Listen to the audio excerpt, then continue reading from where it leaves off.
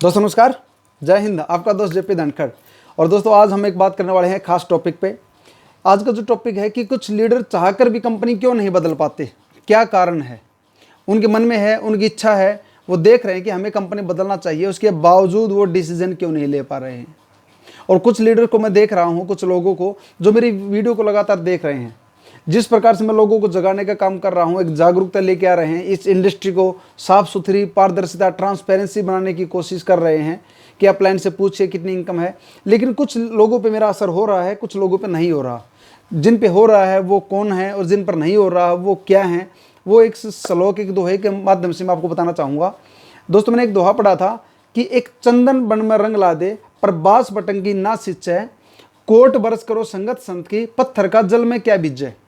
जी हाँ, इस दोहे का मतलब है कि एक चंदन वन में रंग ला दे, यानी एक चंदन का पेड़ होता है जो पूरे वन को खुशबू से भर देता है, और उसके आसपास के जो दरख्त है, जो पेड़ हैं, जो उसके स्पर्श में आते हैं, जो उससे टच होते हैं, उनके अंदर भी वो अपनी खुशबू डाल देता है, उनके अंदर भी उसकी खुशबू का असर होता है और वो पेड़ भी महकने लग जाते हैं। लेकिन अब बोला गया है कि एक चंदन वन में रंग ला दे, पर बांस बटन की ना सिंचे। अब बात आती है बांस की।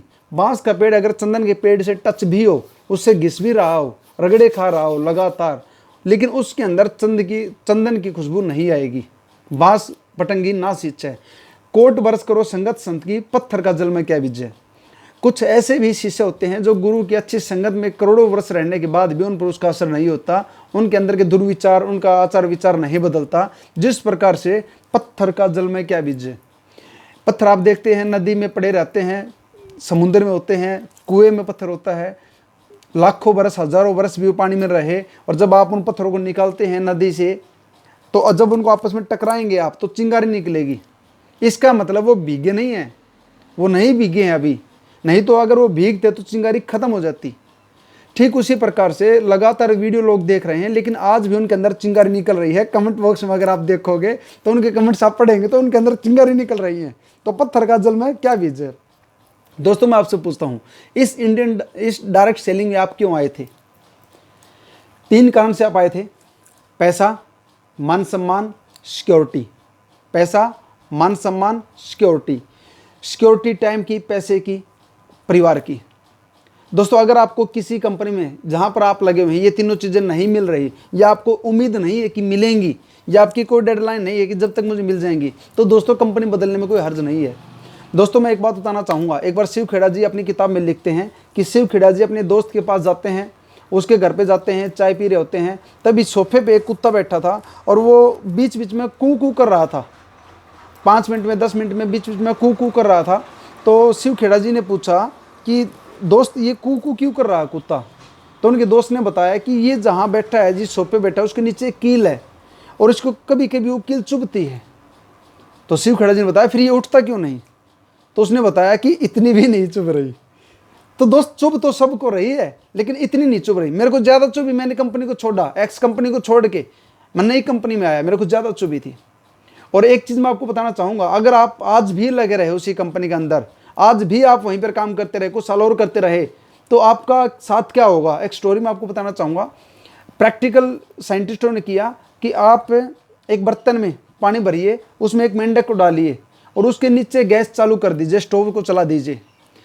धीमी आंच जब आप करते हैं तो धीरे धीरे वो मेंढक उसमें घूमता है, उसको ठंडा पानी लगता है, लेकिन वो उसको सहन करता है और उसमें घूमता रहता है। पानी धीरे धीरे गर्म होता है, अब उसको वो अच्छा लगता है, अब उसको वो सुहाता है, अब उसकी फीलिंग अच्छी आती है।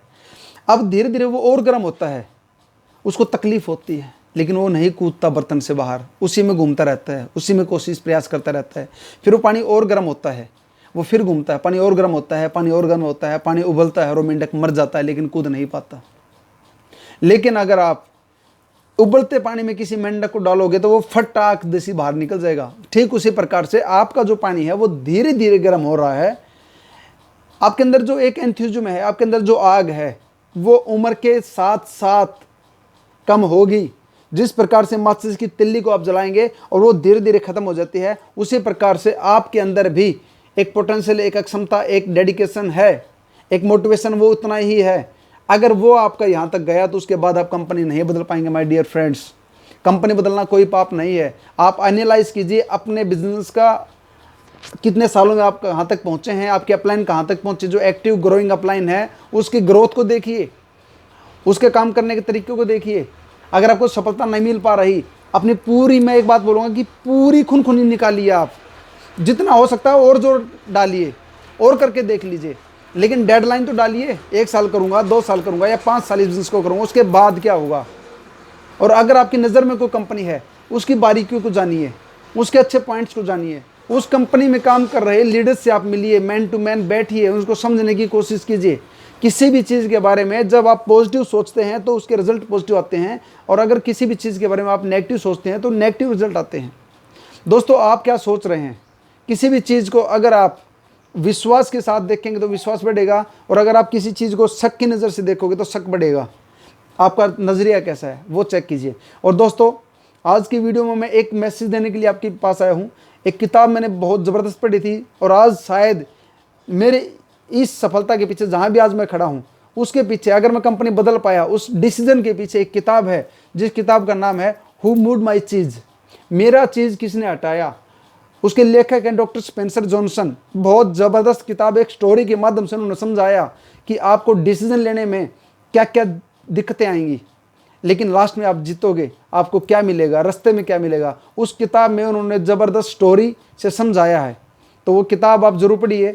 अगर हो सके तो आप, आजकल ऑनलाइन बहुत सारी किताबें हैं, बहुत सारी चीज़ें हैं, उससे आप देख सकते हैं।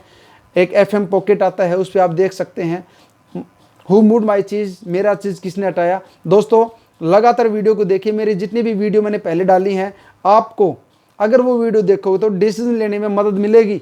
आपका मैं दोस्त हूँ, आपका हितैषी हूँ, आपका लाभ चाहता हूँ, आपका शुभ चाहता हूँ। मेरा किसी के साथ कोई द्वेष नहीं है, मेरा किसी के साथ भी कोई झगड़ा नहीं है। मेरा सिर्फ एक ही मकसद है, जो लीडर्स, जो मेरे भाई किसी भी कंपनी में सालों से लगे हुए और सफलता नहीं मिल पा रही, उनको मैं थोड़ा सा मोटिवेट कर पाऊँ, उनको मैं खड़ा कर पाऊँ कि उठिए, दुनिया आपके सामने इंतजार कर रही है, अभी कुछ भी नहीं गया है, अभी नई शुरुआत हो सकती है। और आप डरिए मत कि शुरुआत कैसे करेंगे, बस आपका एक डिसीजन, आपकी जर्नी को स्टार्ट कीजिए एक बार। लोग आपका इंतजार कर रहे हैं माय डियर फ्रेंड्स, आपकी टीम आपके साथ खड़ी होगी, आपके क्रॉस ग्रुप, आपके नए लीडर्स इंतजार कर रहे हैं। वो परमात्मा ने आपके लिए द्वार खोल रखा है।